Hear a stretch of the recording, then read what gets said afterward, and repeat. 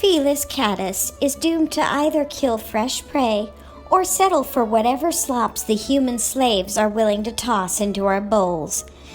Even those of us who should be called Felis divinicus end up with overpriced blobs of questionable smelly meat meringue that humans would never eat.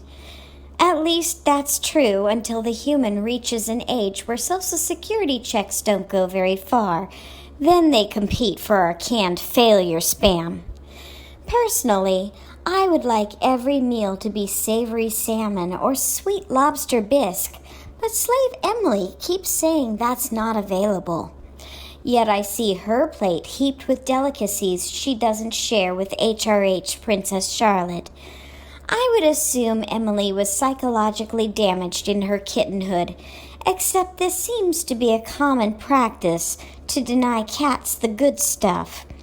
Since this does not appear to be something that will be rectified soon, which foods should you make your slave bring home, and which ones deserve to be relegated to landfill? Small's Human Grade Fresh is the gold standard of good taste and something your slave will have to pick up by subscribing to the service. Believe it or not, it's not mystery meat and waste hooves ground up in the hopes some desperate homeless feral will eat it. It's natural, nutritious, and gently cooked. Your slave will complete a questionnaire to determine which meats and textures make you happiest. Then they get to pay. It's premium stuff, so they will pay plenty. Test your slave's love and financial stability by insisting on the best. Okay, so your slave failed the financial stability test, but you still want your food to be juicy and delicious. Not to worry. Make the slave pick up a Fancy Feast multi-pack of Gravy Lover's poultry and beef collection. Yes, I said collection. It's not a bad value, and you get 30 cans of juiciness.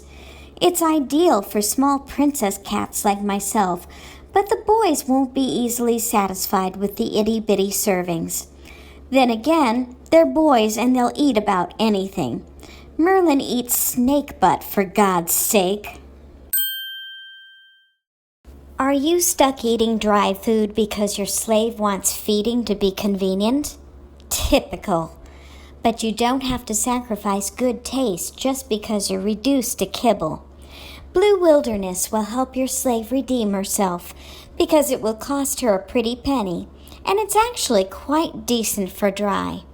It's a higher quality, grain-free food that can be acquired at better stores or ordered through Chewy. I like the chicken with no poultry byproducts that comes in the pretty purple bag. So now that you know which foods are most suited to a refined feline palate, stay tuned for the next video where I discuss which foods are only suited for burial deep in the sands of your litter box. Until then, bon appetit!